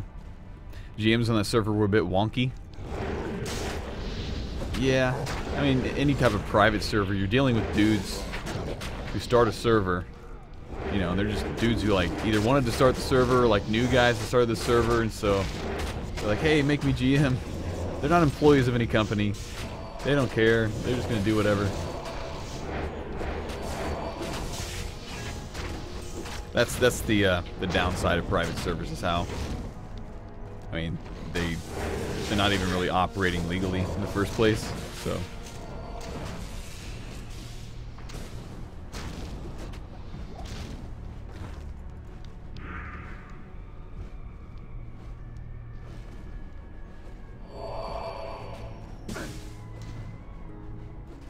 Yeah, a lot of negativity built up in that guild. Whenever I stopped playing, I realized like the guild had such a positive vibe, and I started getting messages from people telling me something happens, like the guild's not the same when I'm there. And then I log on, and people are like talking negatively to each other in guild chat just cause, people trolling each other. Just it turned into just a standard WoW guild, and I realized it was because the people that were doing that, they didn't join the guild because of my stream. They didn't join the guild because of anything. They joined anything involving me. They joined it because my guild had a lot of people in it, and they thought they could get things done.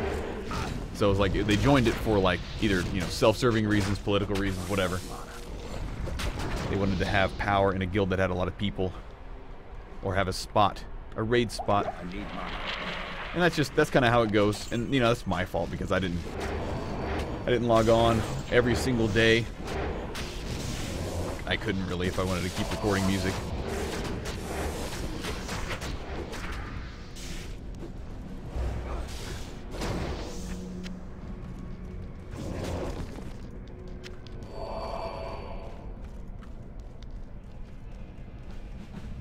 So it ended up with like the raid leader of my guild, Snide, admitted that he never even seen one of my videos. He only pulled up my stream once. I mean, he didn't even care. He joined the guild because there was a lot of people in it. And he got stuff done, but it just became a generic WoW guild.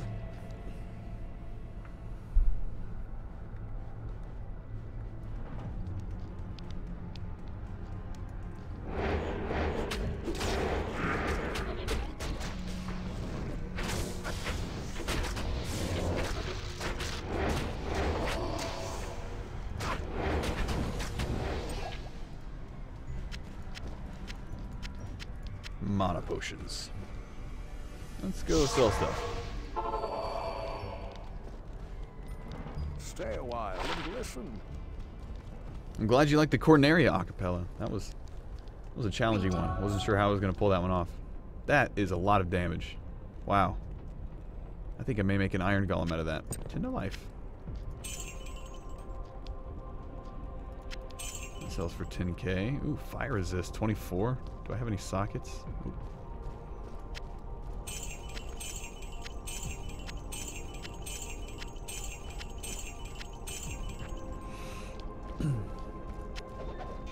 Yeah, I'm gonna make an iron golem out of that guy.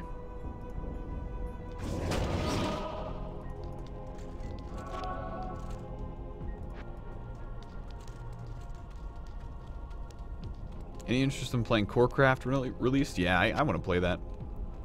I think that's gonna be a fun time. Probably won't last the longest. I kind of want to be there when the server starts, see how it works, see if the servers can even handle the load, because there's a lot of hype behind that.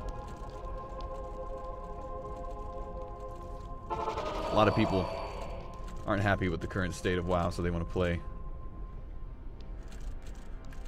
They want to play old WoW, back when it was a little bit more rewarding and generally more challenging in a general sense. And just back, Burning Crusade was the content that you played. Oh, I pulled 2 groups. That probably wasn't the smartest thing.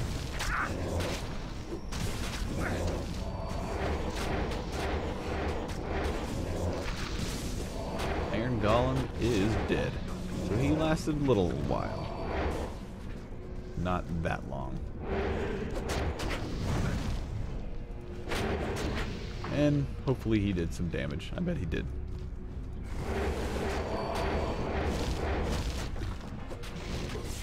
Yeah, who knows when Corecraft's coming out. They're slowly developing it from scratch. And because they're not a gigantic team, it may take a while. But whenever it comes out, it comes out. And hopefully they, oh crap. I need mana. I need mana.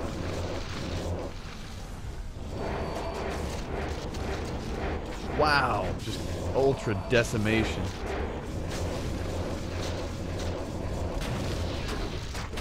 Wow, that's, I could die if I'm not careful. Those guys are just terrifying. Fast.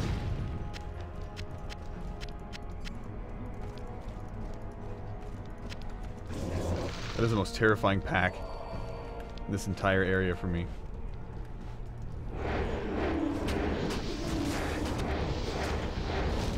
Yeah, Chaos Sanctuary is an amazing experience.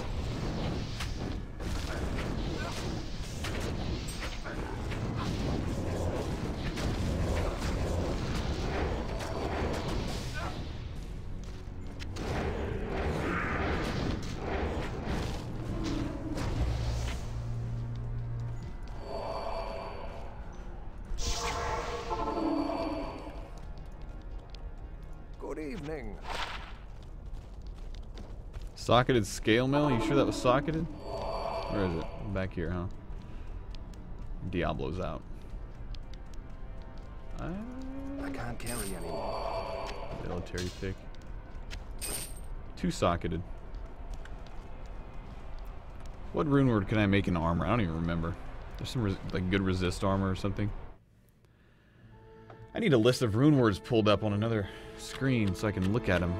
I don't remember any of them. I remember like vaguely. Yes. A lot. What do you need? Wow. Monies. Lifesteal. If that had damage on it or something, I'd make an iron golem out of it.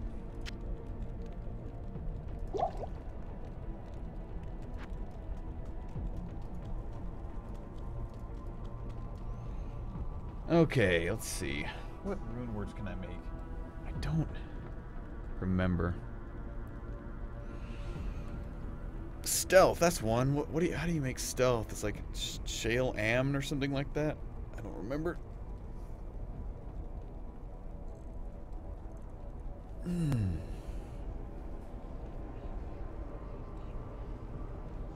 Tal Eth. Let's make it. Did I get rid of my towels? Nope, there's one. Tal Eth.